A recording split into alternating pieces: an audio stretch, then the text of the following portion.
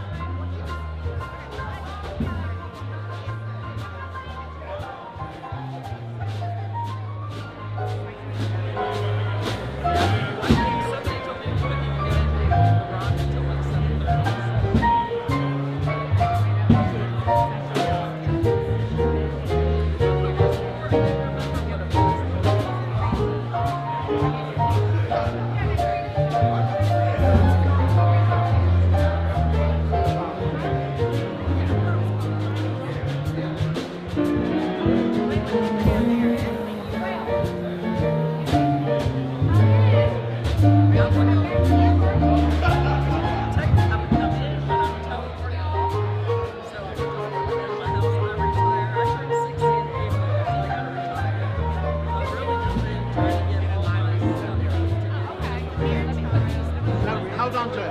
Bring it later. Bring it.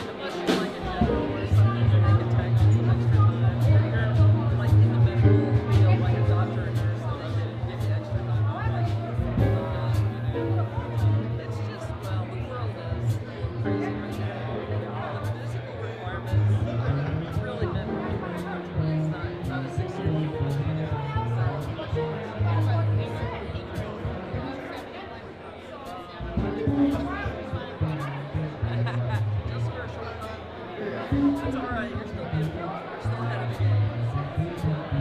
Well, maybe we should go find a seat. I'll probably go with you. Well, I think he's. Don't think there's a great deal.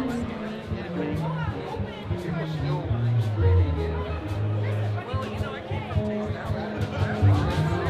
It's a bag of it took me an extra 15 minutes to get there. So.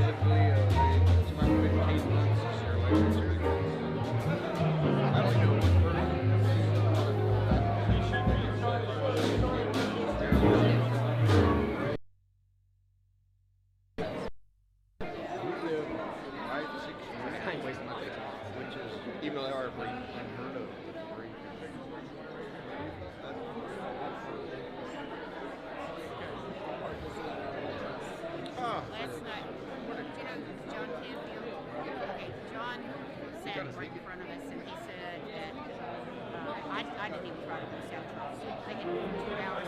John said,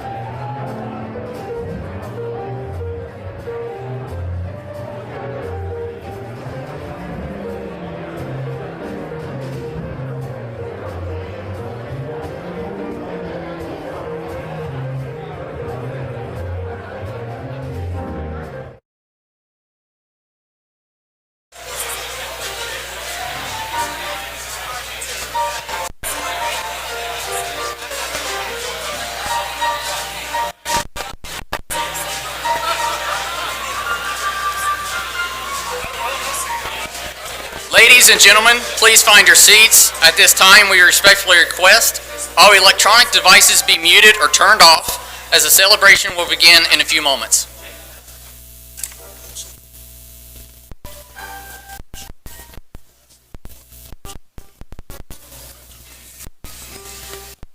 Also, the champagne glasses are yours to keep as a memento.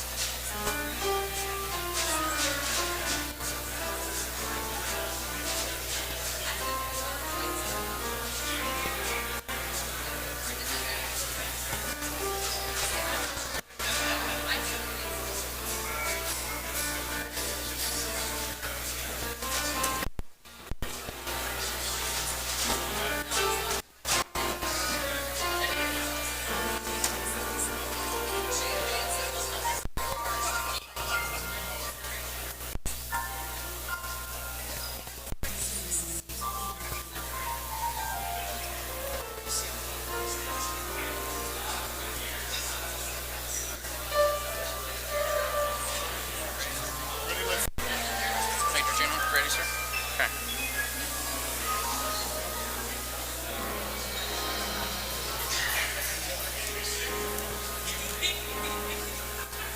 Good evening, ladies and gentlemen.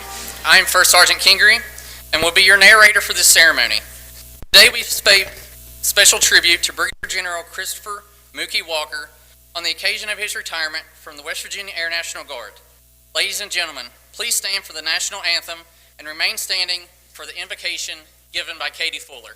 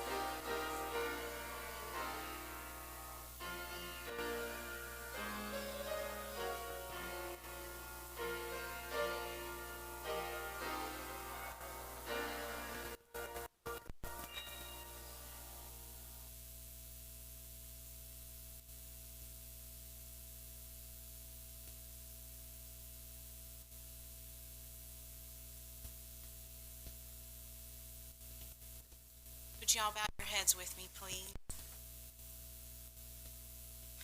Thank you, Father, for Brigadier General Christopher Walker, for creating him for such a time as this, for leading, guiding, and protecting him through every journey he has traveled. He's touched so many lives along the way, and we're so thankful. I pray, Father, that you continue to lead, guide, and protect him through this next chapter of his life. Let him always be reminded of the mountains he has climbed, remembering you were with him every step along the way. For in Jesus' name I pray. Amen.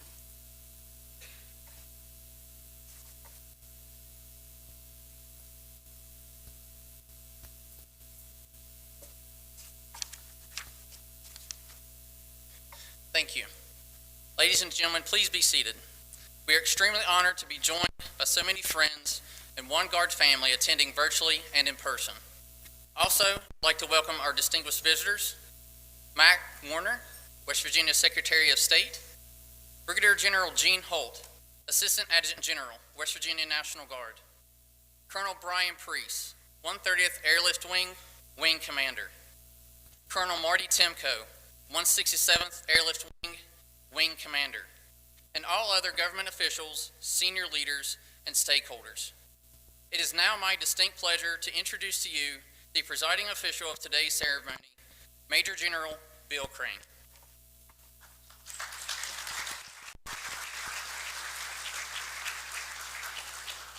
Mookie, I don't know if you're like me, but I got to wear these glasses now because I can't see anything.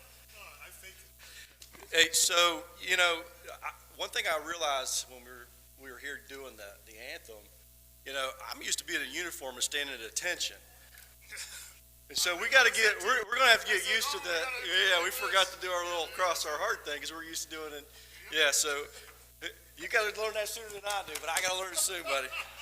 So, you know, it is quite an honor to be here tonight to pay tribute to this great West Virginian by way of New York City. And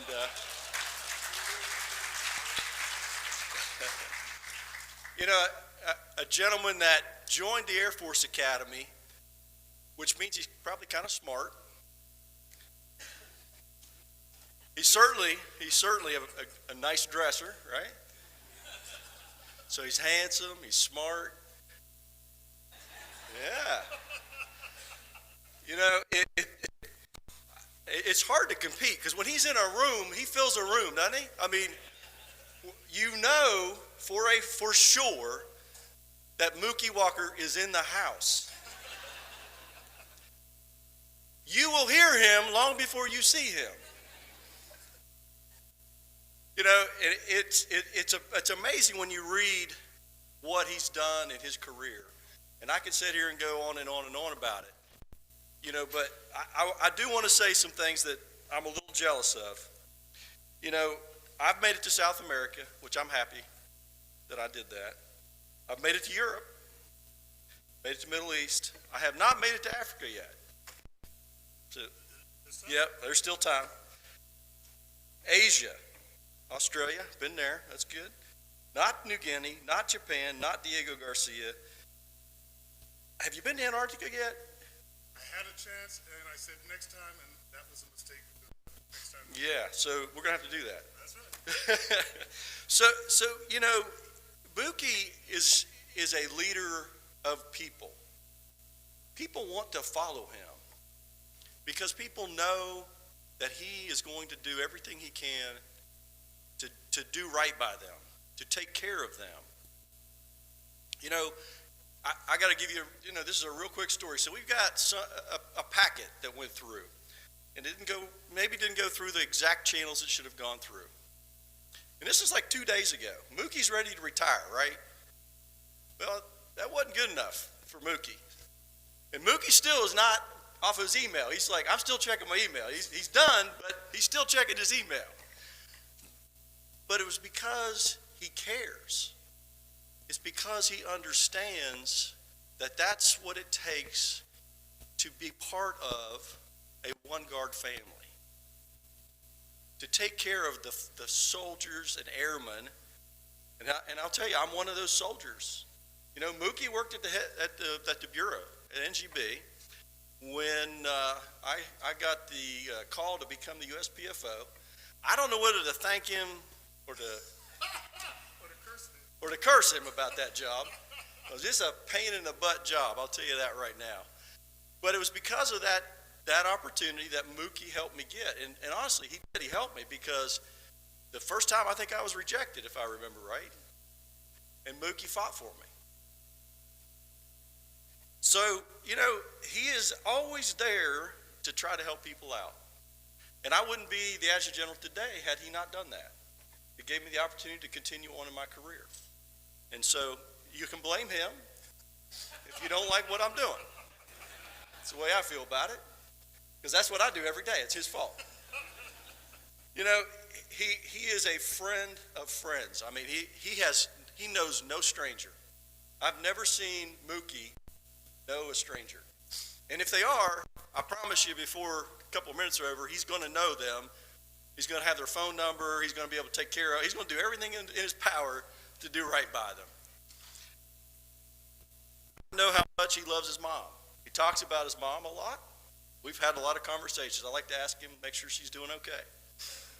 And, you know, goes back to visit her loves his family. And so, you know, it is amazing to think of everything that Mookie Walker has done. Brigadier General Mookie Walker. It's quite an honor.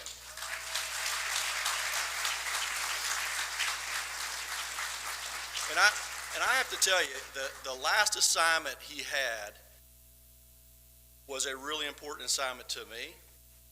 It's something I've always felt was really important, and it's diversity and inclusion. And you see it in this room. It's because of people like Mookie that bring us all together. And that's what our One Guard family is about. It's about having a house that is inclusive, a house that is willing to invite all. And so, Mookie, I can't tell you how much I appreciate you. And God bless you. And I know you're going to do great things even after you've retired.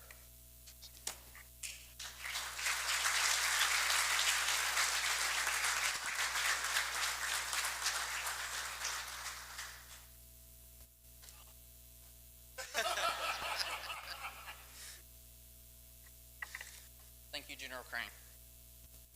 Major General Crane invites Brigadier General Walker to join him front and center.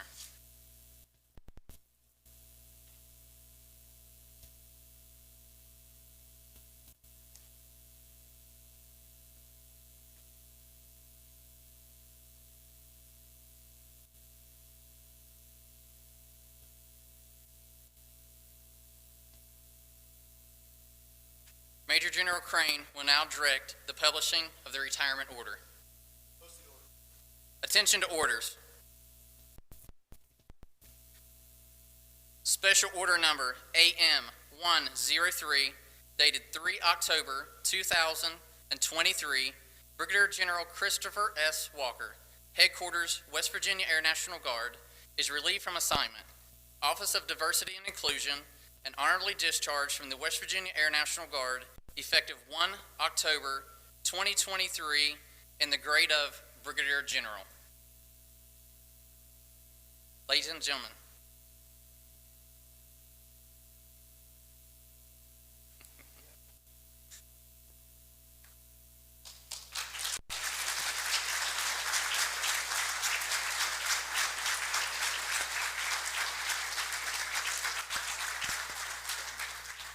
This is off script, so sorry.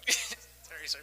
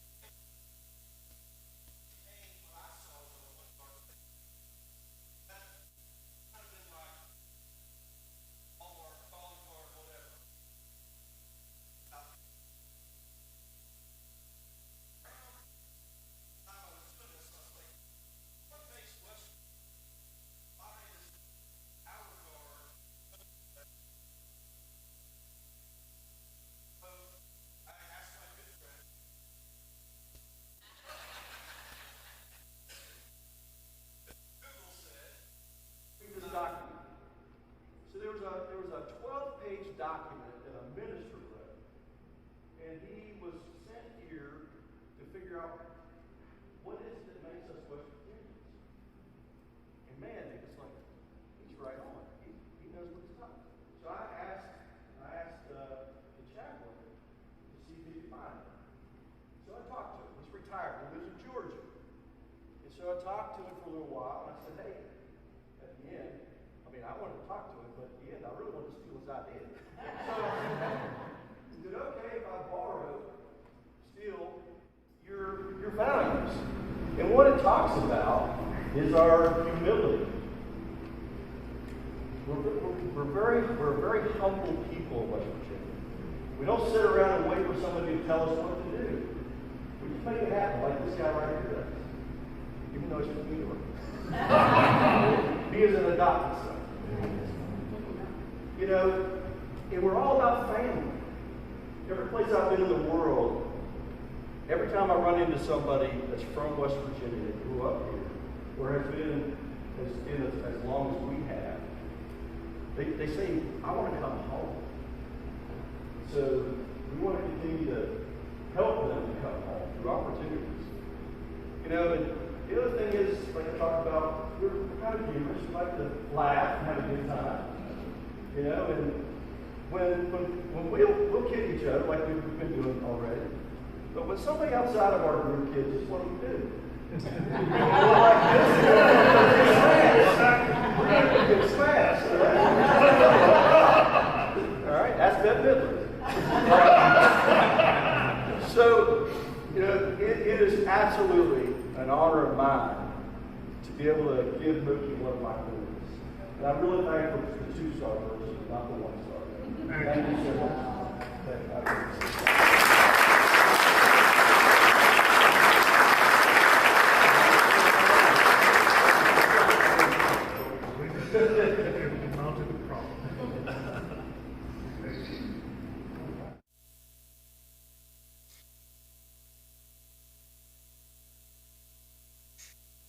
At this time, General Walker will be presented with her certificate of retirement from the Chief of Staff of the United States Air Force and the Director, Air National Guard. Okay. Okay. That's all right. We're going to fix this already. All right. Certificate reads, Certificate of Retirement from the Armed Forces of the United States of America. To all who shall see these presents, greeting. This is to certify that Brigadier General Christopher S. Walker, having served faithfully and honorably, was retired from the United States Air Force on the first day of October of 2023. Signed, Michael A. Lowe, Lieutenant General, Director, Air National Guard, and General Charles Q. Brown, Chief of Staff of the United States Air Force. Major General Crane will now present General Walker with a gift from the U.S. Senator Shelley Moore Capito. A note from the Senator. This flag is being presented on behalf of Shelley Moore Capito in acknowledgement and appreciation of Brigadier General Walker's decades of service and significant contributions to our country and the state of West Virginia, as both an active duty airman and as a leader in the Air National Guard. Brigadier General Walker graduated in 1988 from the Air Force Academy, and after leaving active duty, he joined the Air National Guard in 1997. Brigadier General Walker has also served as a role model for future West Virginia military leaders by supporting Senator Capito's Academy Day programs and related events, mentoring and inspiring potential students, and encouraging young West Virginians to serve. Thank you for all your help, and best wishes to Brigadier General Walker.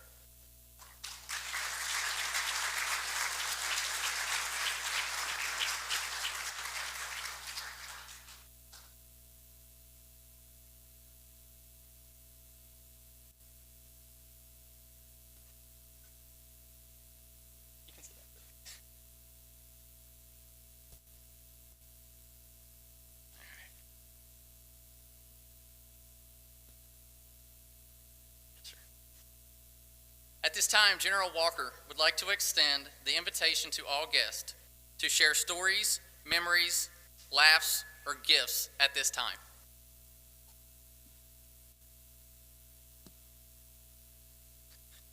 Would Secretary of State Mac Warner please come front and center?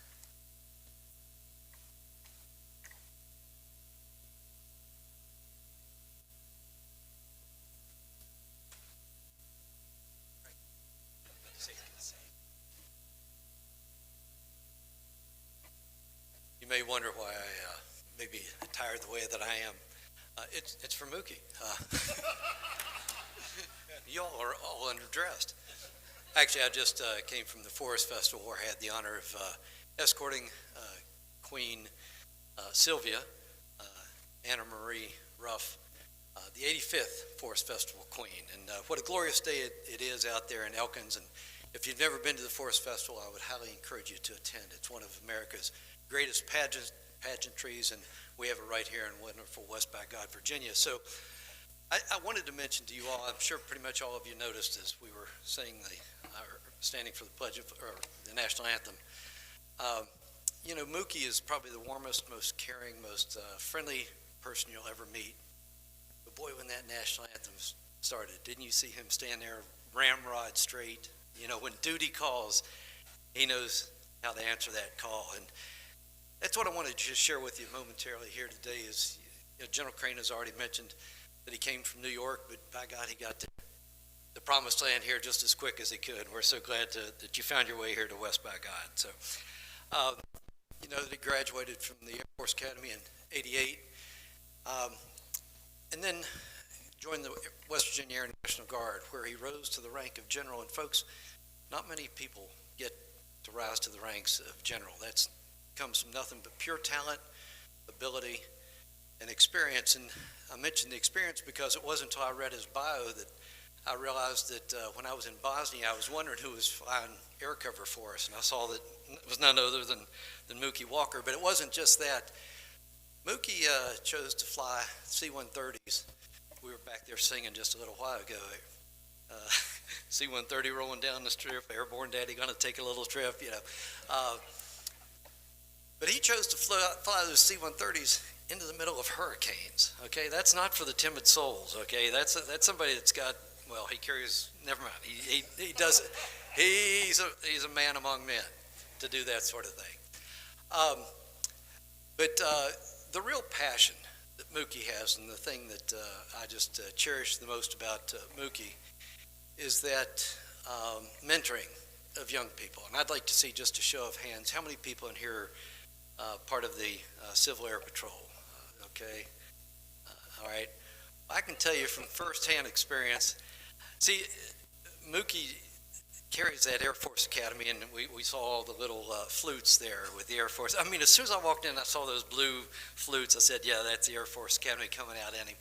But it's that mentoring of the youth. And if you notice these pictures over here, so many of them have Mookie there with the young person where he is mentoring. And I have 5 nieces and nephews now, 4 of whom have graduated and attended, and a 5th one there, Elizabeth. They're there from the Air Force Academy due to this man right here, Mookie Walker. There's nobody that mentors and cares for them more than this guy right here, homegrown General Mookie Walker. And so as we say farewell to him, it's really just a congratulations that we're all here. Look at this packed room in honor of Mookie Walker. But as he goes off into that wild blue yonder, hopefully it's not going too far. But I want to salute you, if you would, Mookie, if you would stand up and just receive my salute. It's not just because he outranks me as a general officer, but I want to salute him because of what he's done for this community, for West Virginia, and the United States of America, but particularly in mentoring the youth. So, Mookie, if you would, please. I'm truly honored to have given you that salute. Thank you.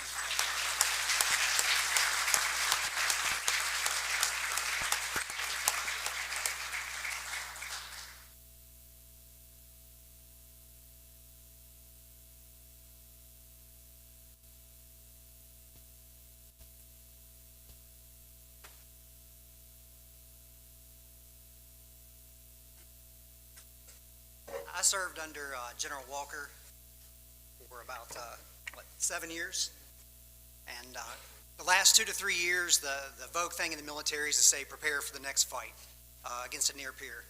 But I can tell everyone that General Walker was saying that 7 years ago, and that's one example why he's been such an incredible leader for the 130th Airlift Wing. He's also our best recruiter, even the general officer. He was out there working the streets and bringing people in, bringing young people in. And it was a great honor to serve under you, sir, but what I'll remember most about working with you and for you is that you always made people feel good, including me. And I'll never forget that. And I just want to say thank you. And on behalf of the 130th Airlift Wing, we're going to present you this Telflash Charlie West C-130.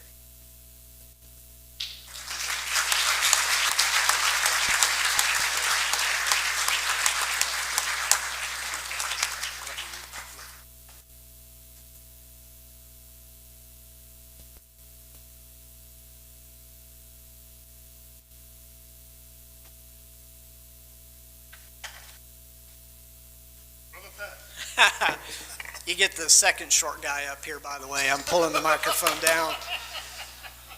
You know, I've spent a long time in the National Guard, had a lot of different jobs. It seemed for a long time, every time I talked to someone from the Guard Bureau, and the conversation would eventually turn to something like, oh, you're from West Virginia. You must know Mookie Walker. And I'm like, who the hell is this Mookie Walker guy? Literally, this happened time and again. And finally, thankfully, I got the opportunity to not only meet General Walker, but to serve beside him. I remember, I believe you were still in J8 at the time. I was the director of staff for state headquarters, and we began to bring you back to West Virginia. And the first time I met him, he walks in state headquarters, and, you know, I will say his personality really comes to you from the top rope, right? He's so gregarious, he's so enthusiastic in everything that he does, and it really blows you away. And all of a sudden, this weird thing happens. You're smiling. You're laughing. And I'm not talking about a nervous laugh or anything like that. I'm talking something that comes spontaneously from your gut. And your sides are hurting just by spending a few moments with this gentleman. Sir, you've brought a lot of things to this state. I think you had us focused on that warrior ethos long before General Minahan's memo ever came out. But the thing that I really think you brought more than anything else to the West Virginia National Guard was joy. And sir, on behalf of the men and women, not just the 130th Airlift Wing, because we do have our brothers and sisters in Martinsburg as well as state headquarters represented in this, but I'd like to present you with a commemorative pistol case. All right. They know me and love me. Oh, my goodness. Absolutely. Sir, thank you so much. Oh, my goodness. We love you. Oh, my goodness. All right. I'll take that. Holy smokes. Okay. Woo. All right. Oh, all right. New York in the house. Brooklyn Tech. There you go.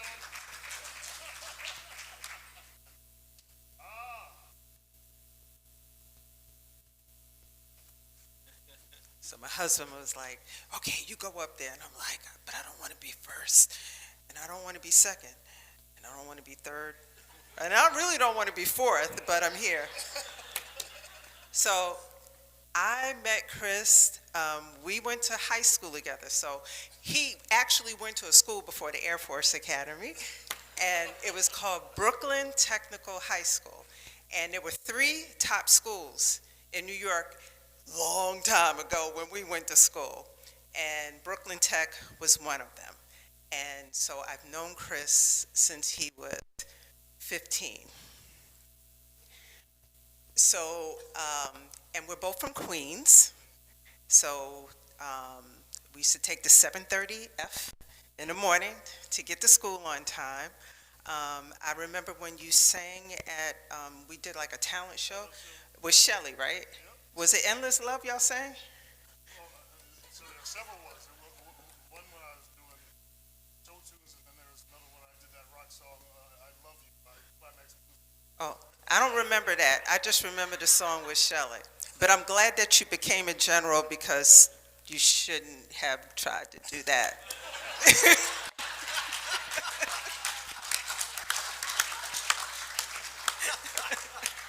Now it's a party. But I have just one really quick funny story. Remember the time that you came to meet me for lunch when I worked for Xerox, and I took you to the sushi restaurant. And, you know, because Chris is just a linguist, you know, and I knew that he could speak fluent Japanese, I'm going to take him to this sushi restaurant, and I'm going to show him off. So we go to the restaurant, and he looks at the menu, and he's like, he's just going. And the waiter's looking. And after he's done, the waiter says, "We're Korean."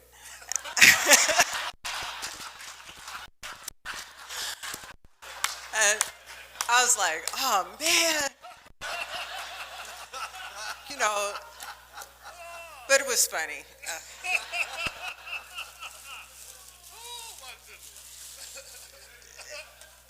So Chris, you know, when you went off to the Air Force Academy, I went to basic training at Fort Dix, and we did not have the same experience at all.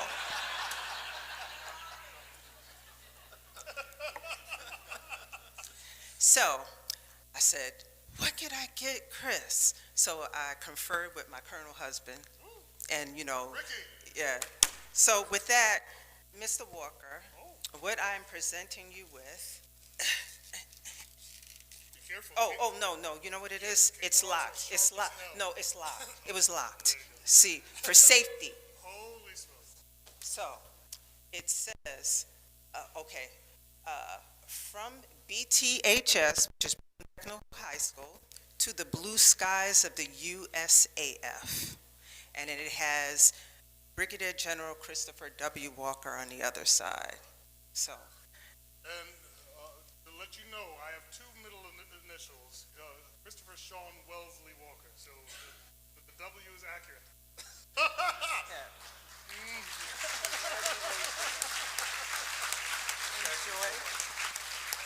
and I just want to say that when he was in high school, we didn't know him as Mookie anything. So when I told them, Catherine, she said, Mookie, where'd that come from? I said, I don't know. That's the Air Force. Yeah. Here you go. Thank you so Enjoy. kindly.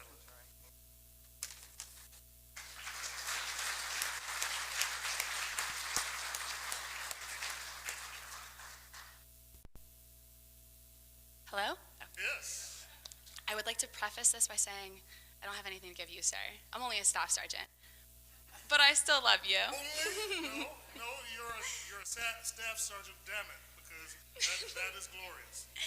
I've had the privilege of knowing Mr. Mookie since I was probably 8 or 9, so I've known him the better part of my rememberable life. And Mr. Mookie has always been someone to give me hugs whenever I see him, whether that was when I came back from basic or when I was in student flight in Martinsburg, and just, it's always just been so happy. But my favorite memory with Mr. Mookie is my mom came back from Morocco and was obsessed with everything Moroccan. That included belly dancing. And Mr. Mookie said that he would come with us to a show one day, and we're sitting there, and we're having the occasional drink, and they start moving, and Mr. Mookie's just moving in a seat. And my mom is moving, and they're talking, and they're laughing, and they're dancing, and me and my dad are just sitting back and watching, because my mom and Mr. Mookie, they always steal the show. And then the ladies start looking at Mr. Mookie, and they're dancing, and Mr. Mookie's getting a little more into it. And all of a sudden, Mr. Mookie stands up, and they pull him up onto the stage, and Mr. Mookie takes over. So if you guys ever want to see something, Mr. Mookie knows how to belly dance, okay, guys?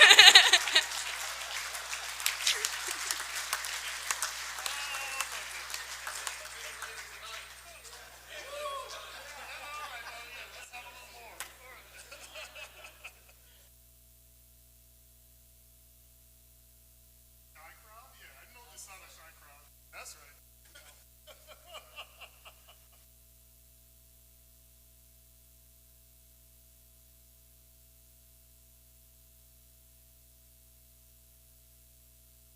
Good evening. I'm Tim Purdy from the Center for Threat Preparedness, and I met General Walker a few years ago, a little gathering of folks out in Fayette County. Some of you might remember the Scout Jamboree, where he was leading the Joint Task Force there. He didn't make fun of me because I'm a Navy guy, which was great. He didn't claim that I took the easy way out of things, which was also great. I do want to say that the time that I spent getting to know him, one of the things that stood out was his infectious smile. When he smiles, everybody in the room just can't help but smile with him. But he's a leader's leader, and I appreciate that because in the short time that I've known him, I've got to learn a little bit about how to lead people, and I appreciate that. And I do want to share a story real quick.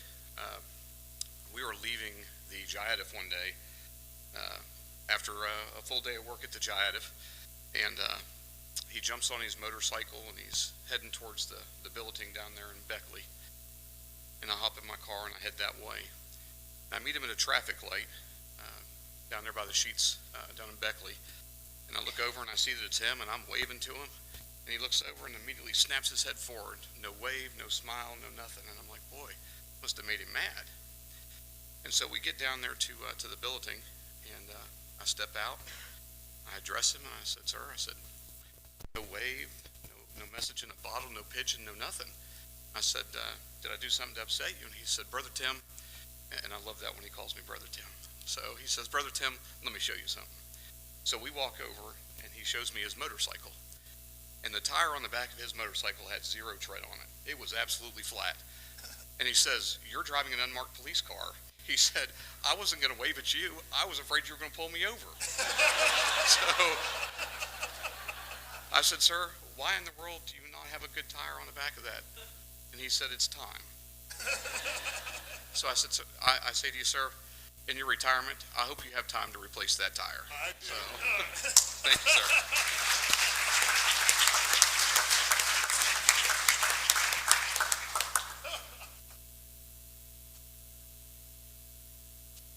I'm Colonel Connie Moody. I'm the wing commander in Civil Air Patrol in West Virginia. First time I ever met him, we have an airspace education weekend. And he came and he was there with us. And I don't know if you've seen him on the pictures or not, but he stayed with us overnight and slept in a hangar. And he had his, I don't know what that thing is called, but it's interesting. It looks like a hot dog bun. Like that. Yeah, looks like a hot dog bun. But anyway, yeah. But this is he was a 1-star at the time, I think. And then he actually, he stopped and he says, Sister Connie, what are you doing? And I said, well, I'm popping popcorn for our cadets for the movie tonight. And he says, you know what? I'm going to stay with you and help you pop popcorn. And I'm like, a 1-star general is going to stop and help me pop popcorn? Well, we popped 85 bags of popcorn that day and enjoyed the movie that night. And he may be leaving the Air Force, but guess what? He is going to be on the Board of Governors for Civil Air Patrol. So we are really glad to have him as a member of Civil Air Patrol.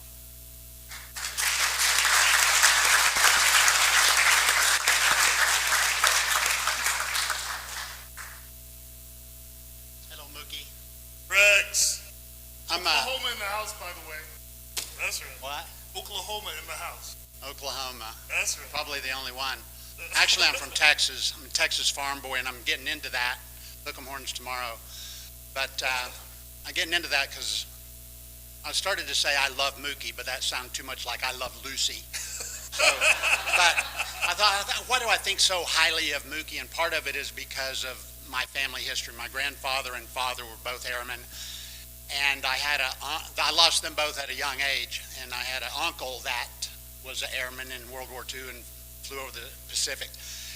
And my uncle farmed my grandmother's farm after losing my grandfather, and that farm was about 2 miles north of Amarillo Air Force Base, which you got to be an old timer to remember that because LBJ got rid of it in '68, I think.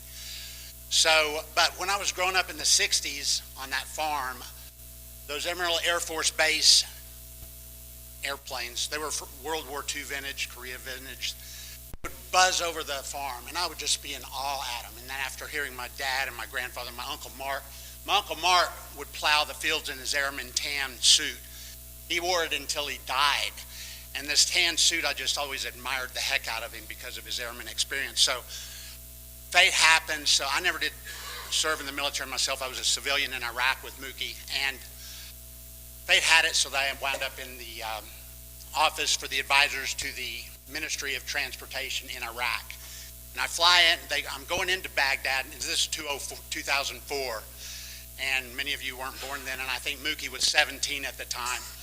But we're flying, I'm coming in through Kuwait, and I'm coming into Baghdad International Airport, and this is 04, and the C-130s that's flying us in, we got the cargo netting we're sitting in, And this C-130 is coming into Baghdad International Airport. It's got to come in at 18,000 feet because of the surface-to-air missiles. So this C-130 is like banking, and you look down and see the ground, and it banks the other way, and you look up and see the sky, and down and down. And people are over there gagging in the seats, and I'm thinking, this is just cool as hell. And so it was just, but I get into Baghdad, and they take us down Baghdad, the highway, they call it Route Irish, I think. And I'm going into the Saddam's palace in the green zone. And I call Steve Myro to come. He comes down and picks me up. He's the guy that we worked with. And nobody in this palace knew what the hell was going on. And I'm like, I mean, that's my impression. It was like, it's chaotic. I'm sure they knew what was going on, but I'm like, and they take us up to S-215, which is our office, and there's 12 of us in there, 13 maybe. And they're all military except for me, the sole civilian. And I thought it was pretty cool, but at the same time I thought, what's going on here? What's going on? And people were like, what is that? And I walked into the office with Steve, and here's Mookie sitting over here, this desk, this office pool, and he's like sitting back on the phone. This is nighttime, it's already dark, and he's sitting on the phone, and he's coordinating the flights in and out of Baghdad International Airport. He's talking like, this is Coalition Provisional Authority. We got Yugoslavia, we got Czechoslovakia, we got Brits. And Mookie's back there. He's in his tan airman suit, like my uncle would plow, and then I thought, this guy knows what's going on, I think. And so my desk is about I think next to his, 2 doors down, 2 desks down, but he's like on the phone, and he's guiding all these airplanes into Baghdad International Airport from his desk there. He's kicking back like John Wayne, just cool as hell. And I'm thinking, this guy knows what's going on. And all of a sudden, I feel a sense of calm come over me because we got somebody that knows what's going on. And that is why I don't feel as safe today as I did a couple of days ago, because the man is stepping down. Who the hell's going to know what's going on? And I'm like, well, this is the Air Force, and they know what's going on, and I know that Mookie will be around forever. But so I get to start working with Mookie on trying to get the airports back in business, and Mookie's really in charge of it. And he's got Baghdad International Airport, Mosul Airport, Basra Airport, and he's got them all coordinated. And you wouldn't believe what state of disrepair Baghdad International Airport was in. The control tower, this big 50-mile airport, the control tower, Saddam Hussein has painted over half of the windows in the control tower because he didn't want the controllers looking down on his water palace and seeing all the deeds he was doing with his water palace. And so it was like, it didn't matter about the airplanes getting in and out. So there was no control tower. Mookie's having to do all the slotting and the controlling of those airplanes coming in and out of Baghdad International Airport. My pants are falling down because I didn't bring my belt from Oklahoma. We don't wear belts in Oklahoma, but we're coming in, and nobody knows what's going on around Baghdad except Mookie. Mookie knows where everything is. He knows the good places to eat, the Chinese restaurant, and he knows we would say safe places, but no place was really safe. But if you were Mookie, it was safe, because I coach first tee, and Mookie has contacted some of the kids that I coach in first tee about Air Force Academy. And these little kids, and I hadn't seen him for years, and he said, I'll talk to him, and he talks to those little kids that are first tee about getting into the Air Force Academy. And this is like, way beyond the call. But just another chord. Keep it coming.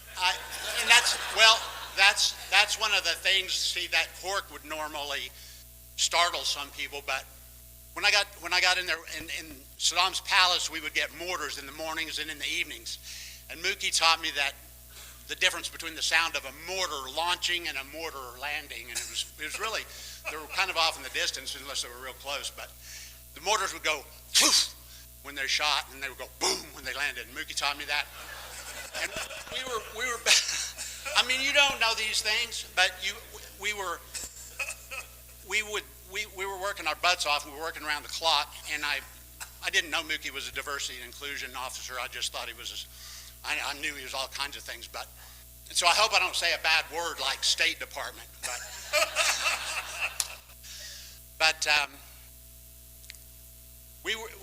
Mookie, we would get in these secured with with personal security detail or Humvees, or we'd drive down to Baghdad International Airport.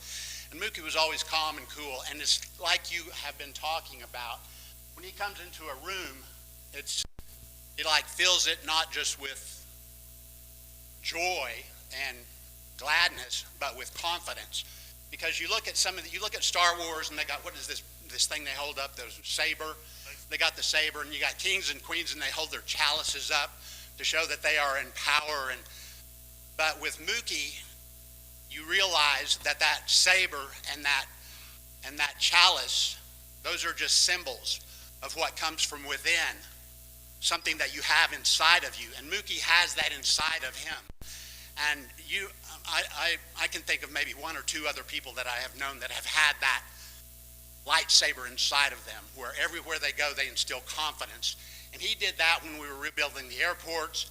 And as far as our office goes, he was the guiding force that kept everybody calm when everything around us was blowing up. And he had more sense than the rest of us, because when I came in, he was like kicking back on his feet because he couldn't put his feet under his desk, because he's the only one that had sense to keep his bug out equipment under the desk. So I could go on. I'll tell another story. My wife is here, Lisa, and when I first got to Baghdad, you got to remember, this is really kind of before internet really took over, at least for me. Mookie understood it, but Mookie got on the phone. We had limited phone access, and we called Lisa because she's all lonesome. I'm in Baghdad, and Mookie is like sitting over there, and there's John Wayne kicking up, and I had heard him sing. I said, Mookie, would you sing a song to Lisa? And he starts on, I don't know, it was a Tony Bennett song or something like that. And he sings, he's been eating potato chips. He doesn't warm up or anything. He gets on the phone, and he like sings the whole song, like 4 verses of it. And I'm crying, and Lisa's crying. And one last little thing, I've gone too long. But we met, and this is one thing that I think I've done with Mookie that I doubt many of you have done.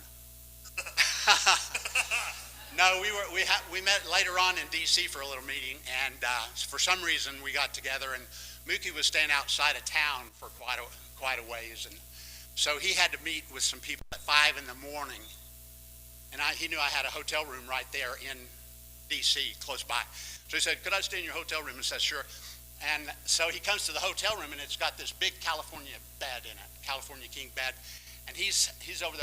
I'll sleep over in this chair over here. And I'm like, Mookie, it's okay. Look how big this bed is. You can sleep in this bed, and I promise I won't spoon on you. So I have slept in the same bed with Mookie. And I live to tell about it. Thank you, Mookie. It's an honor and pleasure.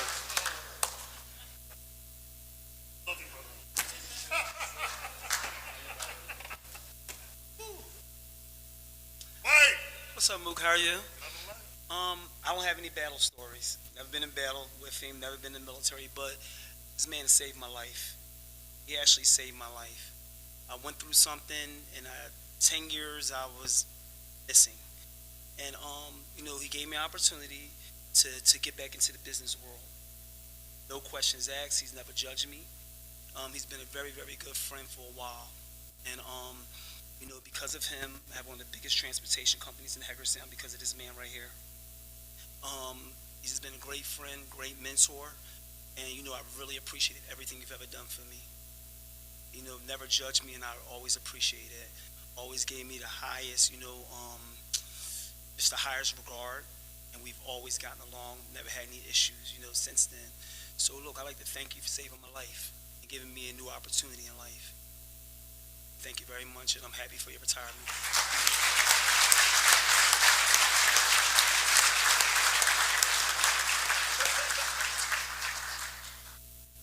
That's Mookie. I'm a Yankee. And I recruited him to come to Connecticut. But Mookie and I met in 2006. We were standing up Operation Jumpstart. I don't know, does anybody remember that? Raise your hands. Okay. We were standing up, the Guard was going to help out fortify the southern border. We've gone a little bit astray, but I'm not going to get into that. Anyways, I came in my first day there, and I was on the night shift because I wasn't as good looking as Mookie, nor was I as nice as Mookie. So they put me on a night shift, and I come in and I said, who is this guy who has these stress balls?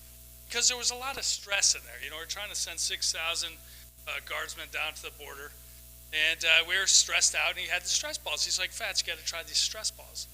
So I try the stress ball at night when he's not around. It's pretty good. So anyways, we all calmed down. We actually succeeded in our mission of getting 6,000 guardsmen down to the border. And we both kind of parlayed that into longer active duty time, which I think was pretty doggone good. That's a fact. Guard was a family there, sir. In any case, the day that I met Mookie, I knew that he was the leader that I wanted in Connecticut, and we just happened to be standing up an Air Operations Group, which we provided augmentation to the AFCENT KAOC, and I needed an AMD commander to come up to Connecticut.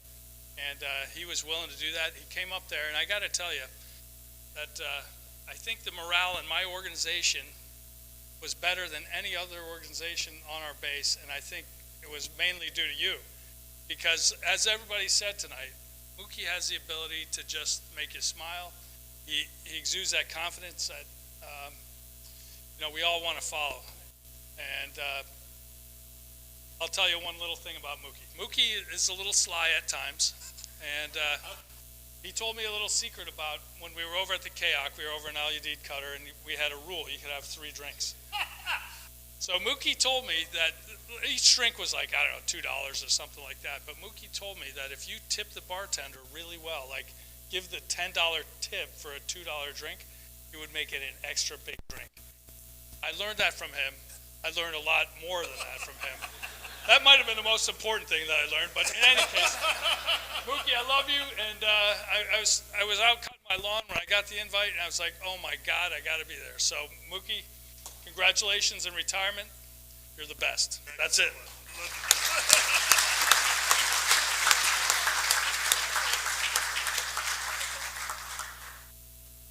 Brother Tim. Brother Mookie. So, as you see, I went to school with Mookie, and I have many pictures. Oh. I think we met. You did karate, correct? Okay, I was on the karate club too. Were you there the day when Chuck Norris came in? I missed that. You missed that day. So I fought Chuck Norris and survived. He wimped out. Just to be clear. Anyway, I've got several stories about Mookie that I was going to share with you. No. Oh, no. No. Oh, definitely not. Okay, so my gift to you is I'm not going to tell any stories. At least not in public. I will tell one story, though. I have 4 kids. They actually grew up with Mookie. They call him Uncle Mookie. As you saw, there was a picture of him commissioning a young Marine. My son was a Marine, went to Boston College. Actually, he went to Boston College, and I paid for 4 years of Boston College. Where the hell were you recruiting my son to the Air Force Academy? My son went through 4 years of college, which I paid for, and then joined the Marines. Thanks a lot. That's not the story. I was sitting at home one day, and my 18-year-old daughter calls me and says, Daddy, can I talk to you? I said, sure.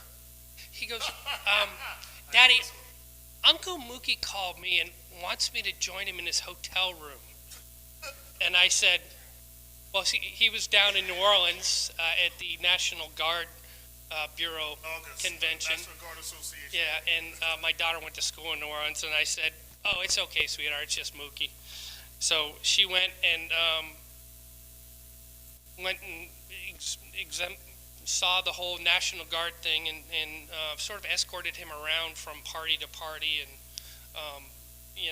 would carefully take drinks out of his hand and set them aside. But she does credit you for teaching her to drink gin and tonics that night when she was 18 years old, so good on you. But, my family loves you, Mookie. You've been part of our lives for 30 years. I couldn't think of a better guy to make general. especially in our class. You know, I was kind of surprised he made general, actually, but that's a different story. But we love you, and you know, in your next things, I know you're going to do great things, and if you need my help, I'll be right there with you.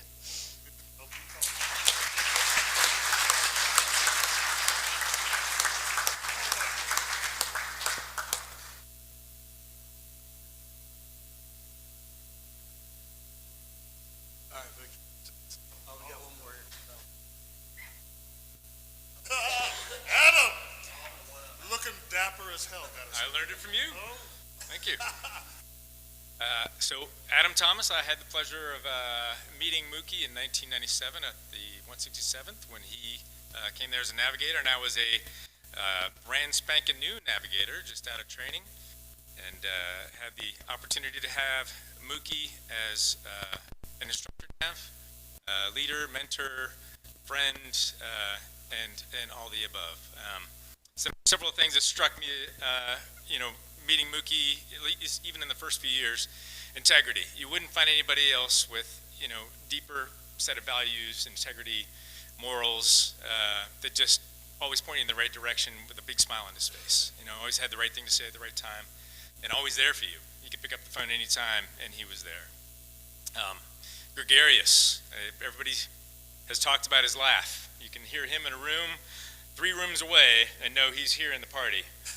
And that's where you want to be, right? You always want to be around Mookie. He is the shining star in the room, literally and figuratively, wherever you go. And the last thing was gratitude. And I'm deeply grateful to have had you, in my life as a mentor, as a friend. We get taught a lot about leadership. We get taught a lot about strategy. We get taught a lot in the Air Force, in all our courseware, in all our training. But you really need an example of that, and Mookie has been an example of that through my life and through my career. I want to thank you for being a mentor, a friend, brother in arms, and for having a very long, strong set of coattails that I could ride on, having followed you in many steps in our career, both as navigators and at the National Guard Bureau. And you, sir, are a patriot and a warrior, and I thank you for your service. Thank you.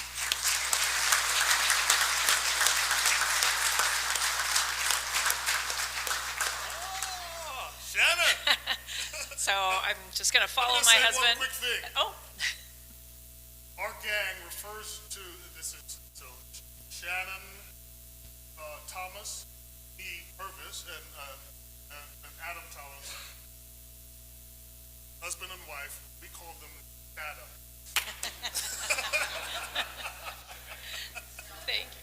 So I got to initially meet Mookie when I was working at A3 also, and then got to know him even better when Adam and I got married. And we had this place in Alexandria that became a really fun place to have parties, and Mookie was a very, very big part of that.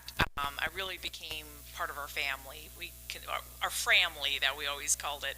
And I mean, really, truly a brother to us. And we even have a chair that to this day we still call Mookie's chair, that he would occasionally have at a party take a little nap in, and then as soon as it was time to his turn to sing karaoke, he would pop right up and immediately break right into song. So it was awesome.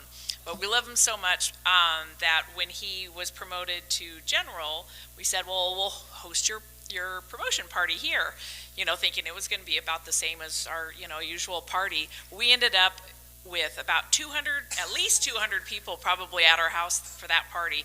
It was the biggest party we had ever had there, and probably the biggest party ever since, and the funnest party, and absolutely was a testament to how many people really, really love Mookie. And so we were really, really proud to be able to host that for you, and proud to be your friends and your family, and we would do that again any time. You are always welcome at our home and in our lives, and we love you.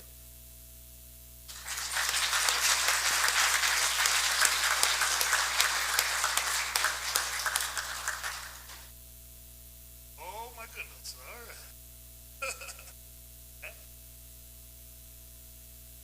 Well, I don't have the same stories that you military people have, but I will tell you, right now I'm sitting here thinking about his mother. because how proud I know she is. And that's his mother by birth. I didn't give birth to him, but he's still my son. I love him with all my heart, and he has been just such a blessing to my family and especially to me.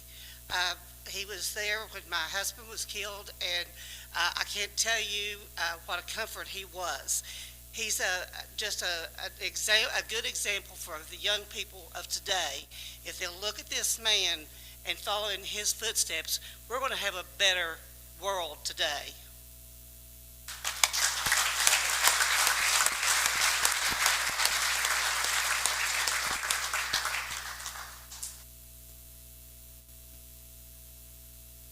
Alley cat. I don't know. It's Allie Burke now. So when I got here this evening and I gave Mookie a hug, he was like, you need to tell him this one story. So I've known Mookie since, I think, 2004, when I joined the ops group at the 167th Airlift Wing. And we have a really good history together. He's a really great guy, great mentor, great leader, great friend. I moved to Missouri in 2009, and we've stayed in touch and such. And in 2018, I believe he was a general at the time, and he was a volunteer to do an air show in Columbia, Missouri, with maybe the Civil Air Patrol, a big, huge veterans thing going on. And I work at Whiteman Air Force Base. I'm a part of the 131st Bomb Wing and Air National Guard unit there. And he texts me or calls me up, and he's like, Burke, I need a hat. This man is the most prepared man you know, very organized, very methodical. He's like, I need a hat. I must have gone on the plane. I don't have one. Can you go over clothing and sales and hook me up? So I live about an hour and 45 minutes from Columbia. And I'm like, well, of course I would. I would do anything that this man would need because I know he'd be there for me, and I think he'd be there for all of you too. So clothing sales had a hat, and Saturday morning I got up and I got out there right when he needed me and made sure he was prepared to hang out with I believe the Air Patrol that day, with the veterans. I spent the day, running around, enjoying the air show with him, and it was a great time, and I'm really happy I could be here today to celebrate in his retirement, and it's, an honor to have known you.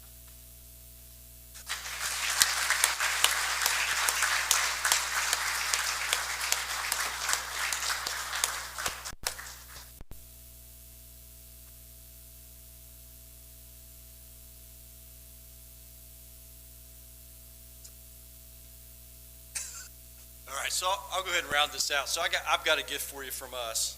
So, again, I'm pretty proud of my coin. So I got a lot of marketing material now.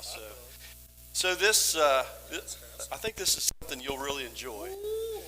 So it's got the back of my coin, the front of the coin, and the great seal of the state of West Virginia. So I hope you'll be able to use that as you're running around Charleston at all these events we do down at the... Thank you, that was so kindly.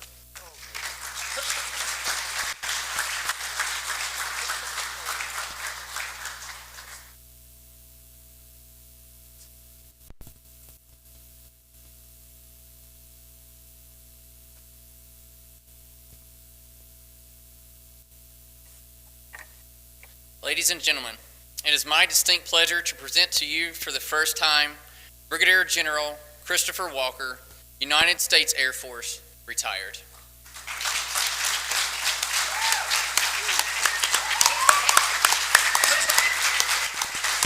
Please, thank you.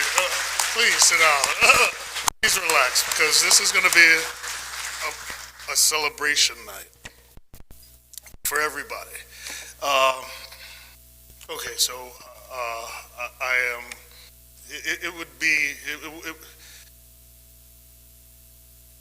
I would not be stating the proper words to say something so shallow as I'm deeply moved by all of you being here. It is way more than that.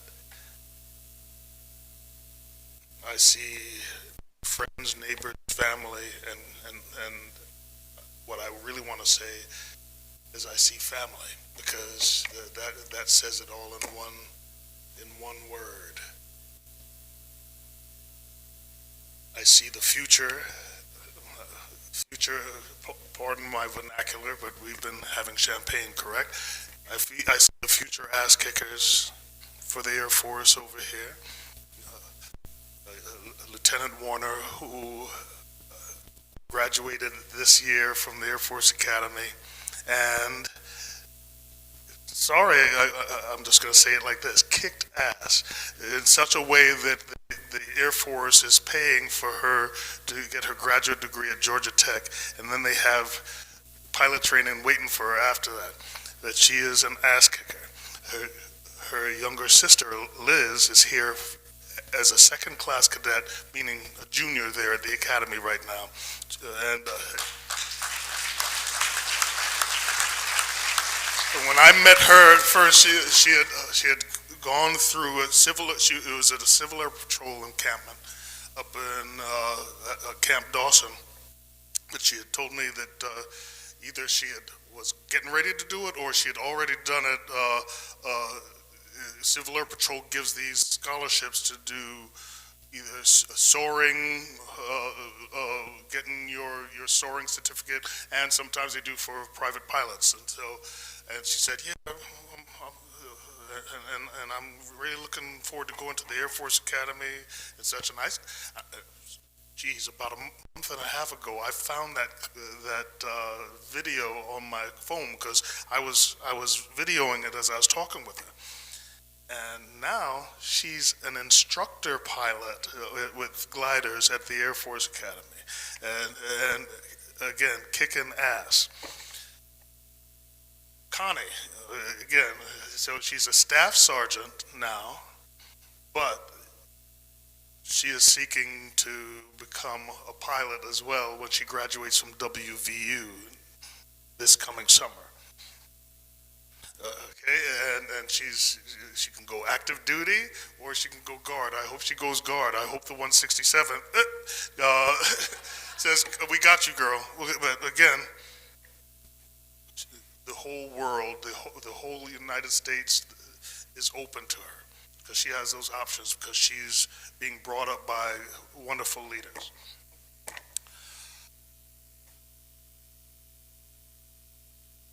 Here's what I'm going to say because you're going to get me all misty later, and I don't mind being misty because I'm not one of those. I can't let you see me crying. You're going to be seeing me crying tonight, but for right now, what I'm going to do is make this sort of short, saying that if I could have done more for you, I would have. I look at you all as people who deserve the best, and I will try. I tried not to let anybody down lately in my Air Force career. As some of you know, when I was a lieutenant and captain, it was just woot woot. But once my maturity kicked in, I say that I try not to let anybody down, and I say is that I'm going to definitely keep that mantra going and not let anybody down, even to the day I die. And so I thank you all. I don't know if how many of you in here know Dr. Ledbetter, but he instructed the former TAG when he was at West Virginia State University in ROTC. So he is a legend builder. And so we have a legend and a legend builder in the room right now. I'm telling you what I really would like you all to do is to get to know one another. When we get up from here, look to your left and look to your right, because everybody in this room is a superstar in their own right. And I want to be like Washington, D.C., where the first thing they ask you is, what do you do? No. Get to know the people in this room, because everybody in this room are superstars, wonderful people, and it's gonna, and knowing one another is gonna enrich your lives just as much as you all have enriched me. So with that, I'm gonna say, let's get this thing going so we can get to the party.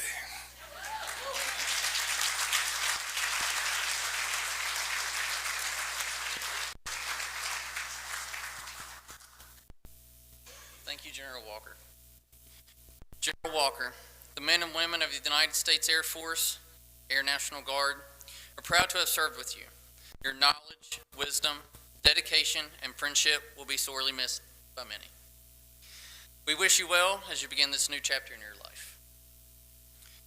General Crane invites everyone to join him in congratulating General Walker on his many contributions to the defense of our country.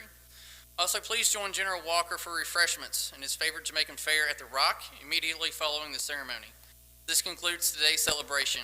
Thank you for attending.